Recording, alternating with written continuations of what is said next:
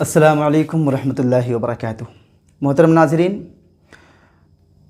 मुफ्ती शहरियार साहब और शब्बीर बरकाती के बीच में जो झगड़ा हुआ आप लोग बखूबी जानते हैं। उस झगड़े के ताल्लुक़ से मैंने कल के वीडियो में चंद बातें कहीं और अपना नज़रिया भी पेश किया। तो कुछ लोगों के कमेंट्स आए, उन्होंने कहा कि यार मुफ्ती शहरियार साहब को ऐसा नहीं करना चाहिए था। उन्होंने एक नात खां की तज़लील की, एक नात खां को ज़लील किया।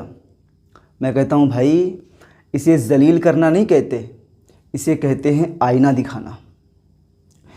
क्योंकि वो जो स्टेज है ना जिस पर उलमा बैठे होते हैं वो दरअसल मिंबर रसूल है, और मिंबर रसूल का एक वक़ार होता है, उस वक़ार को बरकरार रखना होता है। जिसको शब्बीर बरकाती जैसे नात खां उस वक़ार को मजरूह करते हैं, मिंबर रसूल की अज़मत को पामाल करते हैं। तो ऐसे नात खानों के ख़िलाफ़ मुफ्ती शहरियार साहब जैसे उलमा का खड़ा होना ज़रूरी है, इनको आईना दिखाना ज़रूरी है। और मुफ्ती शहरियार साहब ने जो आईना दिखाया है वो बहुत बेहतर है। और उस झगड़े के बाद मुफ्ती शहरियार साहब ने क्या कुछ कहा वो आप ख़ुद उनकी ज़बानी सुनिए। जो कुछ हुआ हम इससे बरी हैं। कल मत कहना कि मौलाना शहरियार बैठे हुए थे उनके सामने मुजरा हुआ। ये क्या चीज है?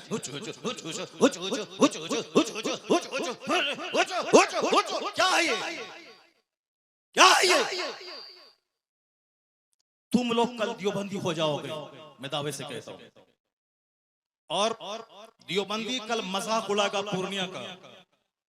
तुम्हें मालूम है कि आसपास में सारे गैर मुकल्लिद हैं, ये सब कल मजाक उड़ाएंगे बरेलवियों के जलसे का।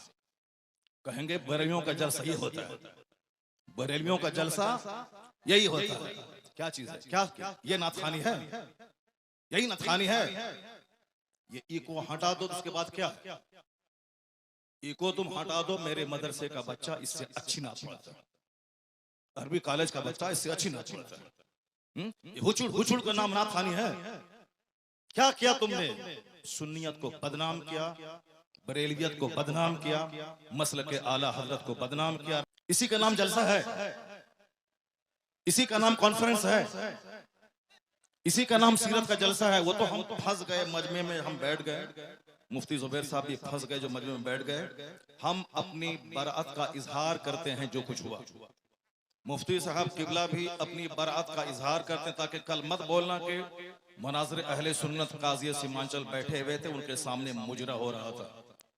हम लोग इससे बरी हैं। अगर रास्ता होता निकलने का तो हम निकल गए होते, वो रास्ता नहीं था, भीड़ की वजह से हम कुचल जाते, इसलिए हम नहीं निकले। मुफ्ती साहब भी नहीं निकले। बाकी रात के कितने बज रहे हैं? 2:10। कितने बज रहे हैं? टाइम देखो तुम, रात के 2:10 हो रहे हैं। 2:10 हो रहे हैं। मालूम है क्या हुआ इसमें? पब्लिक का चंदा इसीलिए हो रहा है। बैठ जाओ, अगर बिहार की इज्जत प्यारी है तो बैठ जाओ, अगर पूर्णिया की इज्जत प्यारी है तो बैठ जाओ। ये डांस करने के लिए जलसा होता है, चंदा होता है, बैठ जाओ सब। नाथखानी वो नहीं है जो तुमने सुनी है, नाथखानी वो नहीं जो तुमने सुनी है। भीड़ जुटाने का नाम जलसा है क्या? बैठ जाओ सब। अब अगर नात तुमने सुनी थी, उसको तुमने नात कहा था अपने हिसाब से, तो तकरीर कौन सुनेगा? कुरान की बात कौन सुनेगा? हदीस की बात कौन सुनेगा? इस्लामी तालीमात के बारे में कौन सुनेगा? अगर तुम नात सुने थे, बैठे रहते, तकरीर सुनते, तब होता कि चलो भाई पूर्णिया के लोगों ने नात भी सुनी और तकरीर भी सुनी। अभी वो बैठने जा रहा है तो तुम सब उठ के भाग रहे हो। तुम्हारी वजह से हम लोगों की बेइज्जत और बदनामी होती है। बिहारी एक गाली बन के रह गया, जैसे कारोबार के एतबार से सारे लोग यहाँ से भीड़ लगाते हैं पंजाब दिल्ली में, वो तो अलग बात है। मजहबी तौर पर भी बिहारी एक गाली है। जिसका हम हाथ चूमते हैं, जिसका हम पैर चूमते हैं, वो हमारे जलसों की हरकतों को बयान करते हैं। वहां तकरीर नहीं होता। अभी मैं 4 दिन पहले हैदराबाद में था, वहां मेरी 2 घंटे की तकरीर हुई, एक बंदा नहीं उठा, सारे लोग गौर से तकरीर सुनते रहे, पुलिस वाले खड़े होकर तकरीर सुनते रहे, जबकि वहां कोई परमिशन नहीं था, लेकिन वो सारे लोग गौर से इस्लाम सुनते रहे, इस्लाम सीखते रहे। ये है तकरीर, ये है मुसलमानों का इस्लामी जज्बा। ये क्या है, बस हुचुड़ हुचुड़ सुने और भाग गए? ये कोई तरीका है क्या? ये कोई तरीका है क्या? यही नात हो गई क्या? नहीं, मैं उससे बरी हूं। मैं कतन कभी नहीं पसंद करता हूं इस तरह की नात खानी को। जो कुछ हुआ गलत गलत गलत।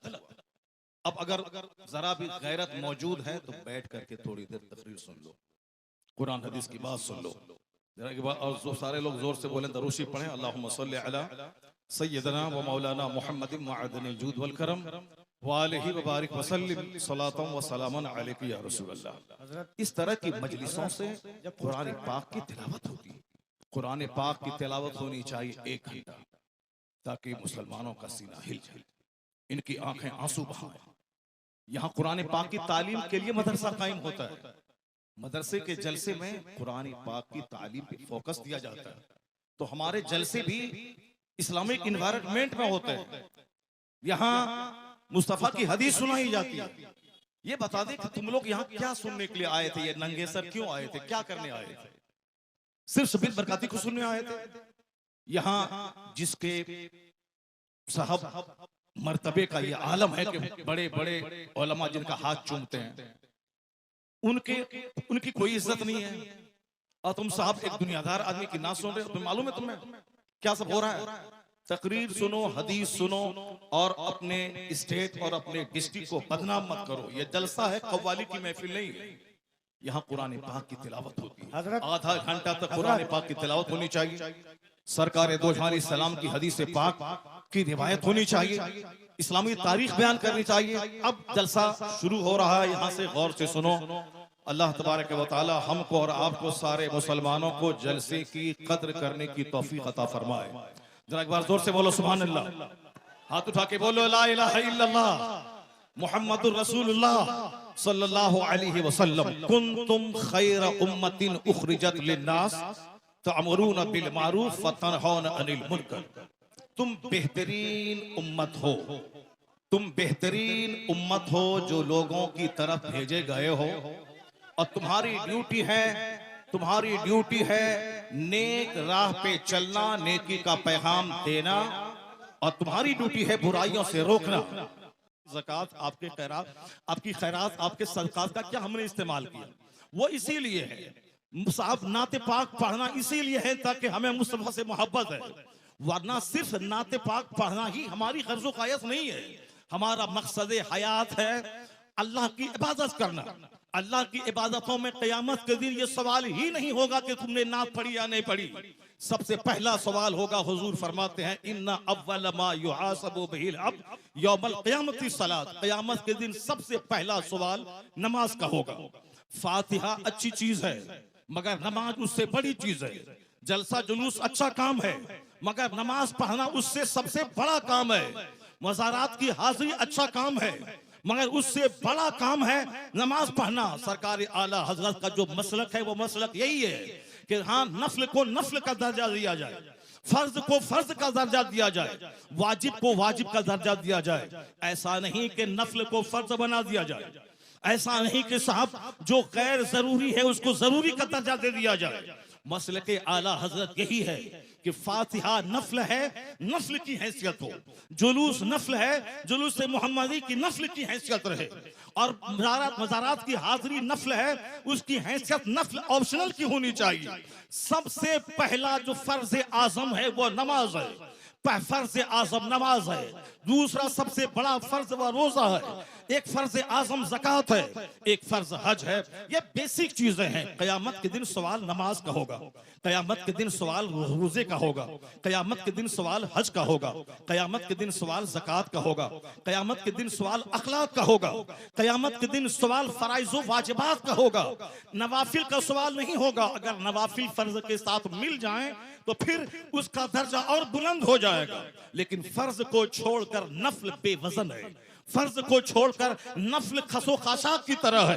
तो जो कहता है कि फातिहा हराम है वो मिसगाइड है, जो कहता है कि जुलूस मोहम्मदी हराम है वो गुमराह है, जो कहता है कि औलिया सालिहीन के आस्थाने पे जाना जरूरी नहीं है, फर्ज वाजिब नहीं है, वह जाना गुनाह है, नाजायज है, वो भी गुमराह है। और जो ये कहता है कि सिर्फ नमाज पढ़ें दरगाहों पे जाना नहीं, वो भी मिसगाइड है। और जो ये कहता हो कि सिर्फ फातिहा पढ़ें नमाज जरूरी नहीं है, सिर्फ जलसा करें नमाज जरूरी नहीं है, सिर्फ नात पढ़े नमाज जरूरी नहीं है, सिर्फ साहब कव्वाली करें नमाज जरूरी नहीं है, वो भी मिसगाइड है। बीच का रास्ता है मसलके एतदाल और मसलके आला हजरत के पहले फर्ज अदा होगा फिर नफल अदा होगा। यहाँ नमाज भी अदा होगी, नियाज भी अदा की जाएगी, नमाज भी पढ़ी जाएगी, वज़ारात पे हाजिरी भी होगी, नमाज भी पढ़ी जाएगी, जुलूस मोहम्मदी भी निकाला जाएगा। ये फर्ज और नफल या दोनों मिलकर सीधा रास्ता जन्नतुल फिरदौस लेके जाएगा। नारे यही मसलक आला तकबीर, हज़रत है। नारे रिसालत, यही मसलक आला हज़रत है। इसी का नाम मसलक अहले सुन्नत व जमात है। कल कोई बदअकीदा ये नहीं बोले कि इतने रुपए बड़ा जलसा हुआ, नमाज की बात नहीं हुई। मैं नमाज की वकालत करता हूं कि नमाज के बगैर जलसा बेवजन है, नमाज के बगैर फातिहा बेवजन है, नमाज के बगैर साहब जुलूस मोहम्मदी बेवजन है। इसलिए कि कोई नफल कबूल नहीं होता। आला हजरत ने लिखा है जब तक के फर्ज न अदा हो। 1 करोड़ रुपए की मस्जिद कोई तामीर करे ये नफल है, और ज़कात का 100 रुपया अगर किसी पे फर्ज है तो वो फर्ज है। आला हजरत फाज़िल बरेलवी लिखते हैं कि जब तक वो ज़कात अदा नहीं होगी कोई नफल खैरात काबिल कबूल नहीं होगा। इसका मतलब ये निकला कि जलसा नहीं होगा, ऐसा नहीं, जलसा भी होगा, नमाज पहले होगी जलसा बाद में होगा, नमाज पहले होगी फातिहा बाद में होगी, नमाज पहले होगी नात बाद में पढ़ी जाएगी। आला हजरत से किसी ने पूछा था हुजूर रमजान में तरावी की नमाज सुनाता हूँ, पढ़ाता हूँ, तरावी पढ़ाता हूँ, रमजान में रोजे रखता हूँ, कुरान शरीफ की तिलावत करनी पड़ती है, क्या मैं रोजा छोड़ सकता हूँ? आला हजरत ने कितना अच्छा जवाब दिया। कहा बहुत सारे लोग हैं जो रोजा भी रखते हैं और कुरान पाक भी सुनाते हैं, अलबत्ता रही बात कि जो कुरान रोजा रख कर कुरान नहीं सुना सकता है उसको मालूम होना चाहिए कि तरावी की नमाज फर्ज नहीं है, तरावी की नमाज वाजिब भी वित्र की तरह नहीं है, तरावी की नमाज सुन्नत मुअक्कदा है। अगर किसी ने पढ़ा तो फर्ज छोड़ने के बराबर, किसी ने नहीं पढ़ा फर्ज छोड़ने के बराबर गुनाह नहीं होगा। जमात से नमाज पढ़ना ये क्या है, मुअक्कदा अल किफाया है। अगर जमात मस्जिद में तरावी की हो गई और फिर सारे लोग अपने घर में कुछ लोग पढ़ लिए, घर में पढ़ने वाला मुजरिम नहीं होगा। लेकिन अगर जोहर की जमात छोड़ दिया वह मुजरिम होगा। कहते हैं कि जो चीज फर्ज है रोजा उसको छोड़कर ये तरावी की बात कर रहा है। बेहतर यही है कि वह तरावी अगर नहीं सुना सकता है अलम तरा कैफा से लेकर क्लोज बिरब्बिन नास तक, इसको पढ़ के अपनी तरावी पढ़ ले मगर रोजा न छोड़े, क्योंकि रोजा फर्ज है, तरावी की नमाज सुन्नत है। ये फर्ज को फर्ज समझा जाए, नफल को नफल समझा जाए, जुनून और मजनू बन के ये न बताया जाए जलसे और जुलूस और अपने आलिमों की तौहीन नहीं की जाए। हमारी सबसे बड़ी विडंबना यही है कि हम लोग गैर जरूरी को जरूरी समझते हैं। अल्लाह पर विश्वास करें, अल्लाह रब्बुल इज्जत ही इज्जत देने वाला, वही बंदों को जलील करने वाला, वही मदरसों को तरक्की देने वाला, वही लोगों के दिलों में अल्लाह ही मोहब्बत डालने वाला है। बेशुमार लोगों ने बड़े बड़े जलसे किए, मदरसे में तालीम नहीं हुई, वह मदरसा उजड़ गया। मैंने मुख्तसर सी जिंदगी में इसको देखा है। लेकिन जिन लोगों ने मेहनतें की, 5 साल के बाद जलसा किया, और अगर अच्छे अच्छे आलिम, अच्छे हुफ्फाज उन्होंने दिया, उसके पास बच्चों के रखने की जगह नहीं है, इतने बच्चे हैं कि वो रख नहीं सकता है। असल क्वालिटी इल्म की है, असल क्वालिटी है आप बच्चों को अच्छी तालीम दीजिए, एजुकेशन दीजिए, न कि बहुत बड़ी भीड़ भाड़ जुटा करके और अपने मदरसे को फरोग दिए। मदरसा फरोग पाता है इल्म से। मैं तमाम सुन्नी मदारिस के लोग जिम्मेदारों से कहता हूं तालीम पे फोकस दें, दरसगाह पे फोकस दें, अच्छे आलिम को रखें, अच्छे उफ़ाज को रखें। अगर एक बच्चा फारिग हुआ, अगर सही ढंग से कुरान सुनाया तो सारे लोग यही कहेंगे ये बता दे तू किस मदरसे में पढ़ा है, तेरा उस्ताद कौन है। यानी वही एक बच्चा आपका सबसे बड़ा प्रचारक हो जाएगा। वही एक बच्चा आपके मदरसे की खूबियों को दूसरों के सामने एग्जीबिशन करने वाला एक जबरदस्त अलमबरदार हो जाएगा। आपने 10 बच्चों को आपने निकाल दिया और क्वालिटी उसमें नहीं है, वह जहां भी जाएंगे मदरसों को बदनाम करेंगे कि किस उस्ताद ने तुझको पढ़ाया है, किस मदरसे में तुमने पढ़ाया है।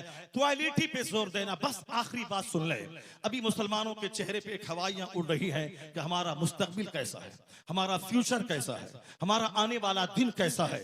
आपको मैं यकीन दिलाता हूं कि इस्लाम का आने वाला दिन इतना सुनहरा है कि कोई दिन ऐसा नहीं गुजरता जिस दिन कोई पढ़ा लिखा आदमी कलमा पढ़ के मुस्तफा का गुलाम न बनता हो। कोई दिन ऐसा नहीं गुजरता जिस दिन अमेरिका जैसे हाईली क्वालिफाइड और तरक्की याफ्ता मुल्क का कोई एक दानिश्वर कलमा पढ़ के मोमिन न होता हो। या जोश में ये बातें नहीं बोली जाती हैं, बल्कि ये बातें दलाइल और प्रूफ के साथ की जाती हैं। आप अगर पढ़े लिखे आदमी हैं, हमारे बच्चे स्कूल कॉलेज में पढ़ते हैं, मैं उन बच्चों को कहता हूं, एक नाम आपने सुना होगा जॉन डी रॉकफेलर का।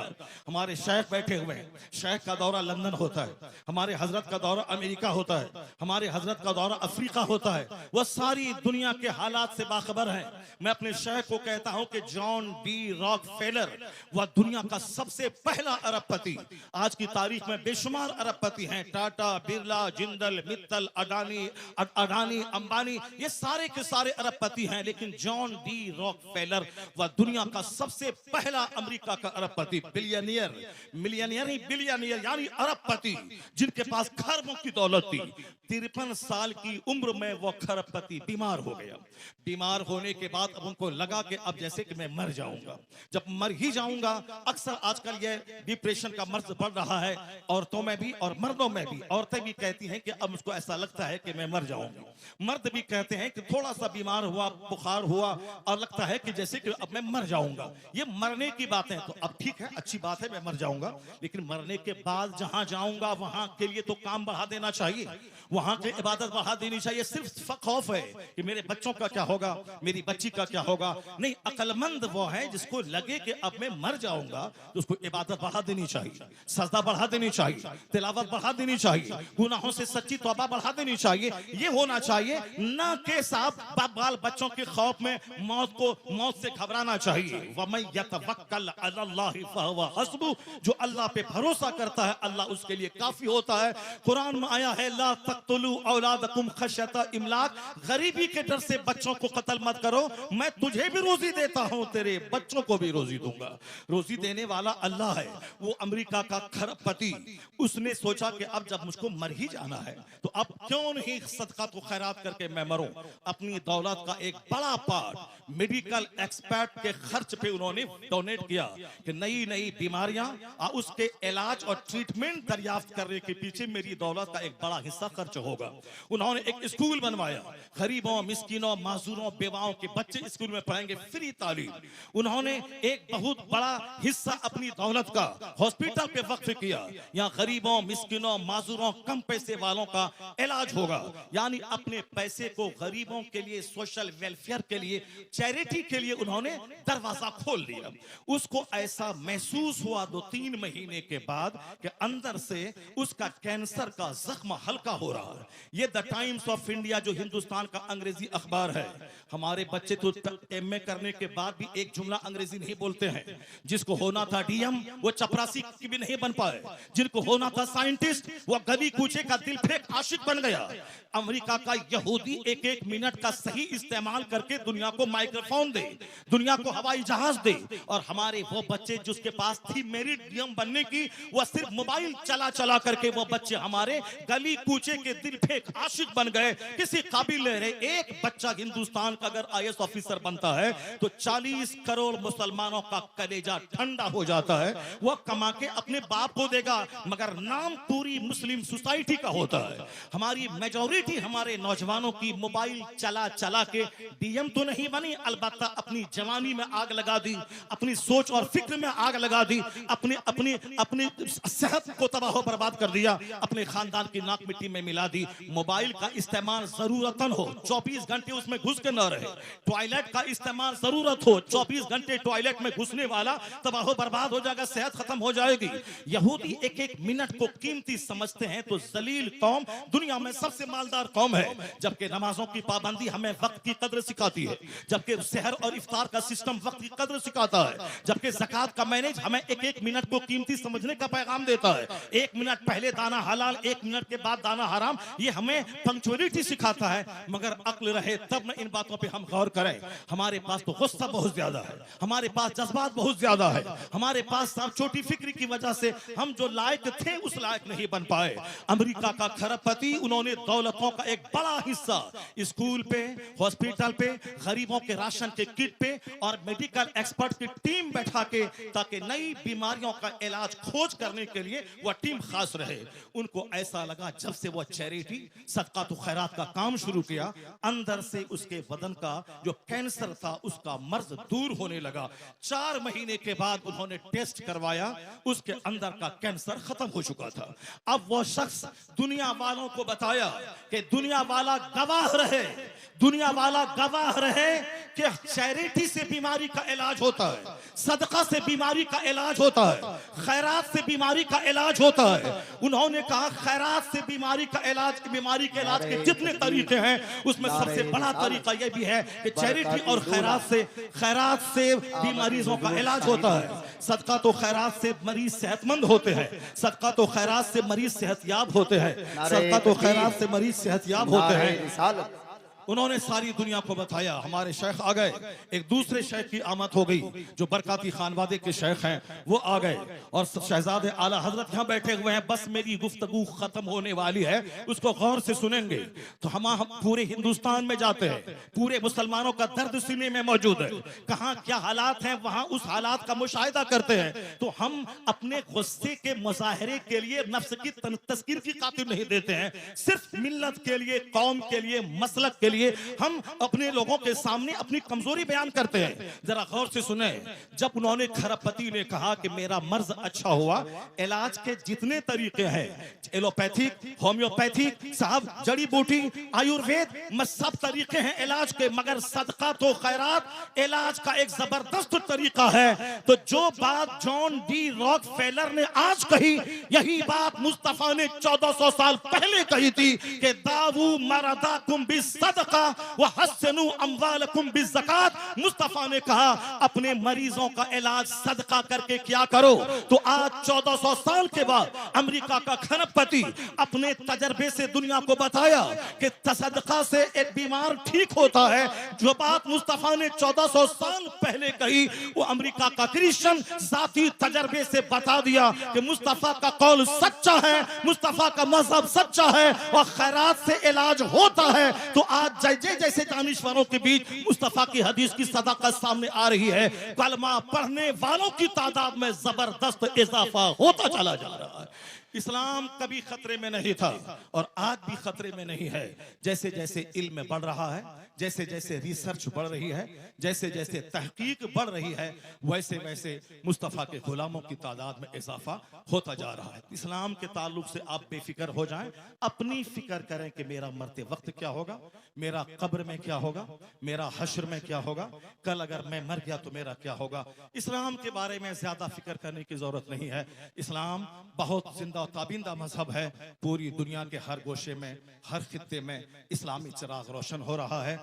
जितने भी लोगों ने इस्लाम का चिराग बुझाना चाहा वो सब बुझ गए, उनकी इज्जतें मिट्टी में मिल गई, उनके आबा अजदाद दुश्मनी की आग में जलकर मिट्टी में मिल गए। इस्लाम मुस्कुरा रहा है, मदरसा मुस्कुरा रहा है, मस्जिदें मुस्कुरा रही है, अजान मुस्कुरा रही है, हमारे मशाइख के चेहरे की दाढ़ियां, उनके सरों की पगड़ियां मुस्कुरा रही हैं। कभी इस्लाम खतरे में नहीं था और आने वाले वक्त में भी जैसे जैसे इल्म का उजाला फैलेगा, मुस्तफा के गुलामों की तादाद में इजाफा होता चला जाएगा। है नूरे खुदा कुफ्र की हरकत पे खंदाजन, फूकों से चिराग बुझाया न जाएगा। अल्लाह तबारक व तआला मदरसा गौसिया सिराजुल उलूम को सलामत रखे, मौलाना कसीमुल हक साहब को सलामत रखे, उनके मदरसे की मोहब्बतें इलाके के सारे मुसलमान के दिलों में अता फरमा दें। यहाँ के सारे मुंतज़मीन, अरकान और तमाम पढ़ने वाले बच्चे, सारे असातिज़ा सबों को इखलास के साथ दीनी खिदमत करते रहने की तौफीक अता फरमाए। हमारे शेख को अल्लाह लंबी उम्र अता फरमा दे। अल्लाह ताला इन्हें और पूरी दुनिया में घूम घूम कर मसल के आला हजरत की धूम मचाते रहने की तौफीक अता फरमाए। आमीन। व आखिरु दाअवाना अनिल हम्दुलिल्लाहि रब्बिल आलमीन। वीडियो आप लोगों ने देखा, अब आप ख़ुद बताएं कि मुफ्ती शहरयार साहब के अल्फाज कहाँ से आपको गलत नज़र आते हैं। भाई मैं तो मुफ्ती शहरयार साहब की बात से बिल्कुल इत्तेफाक रखता हूँ। अब आप बताएं कि आपको मुफ्ती शहरयार साहब की बातें कैसी लगीं, उन्होंने जो कुछ कहा आप उससे इत्तेफाक रखते हैं या नहीं। कमेंट सेक्शन खाली पड़ा हुआ है।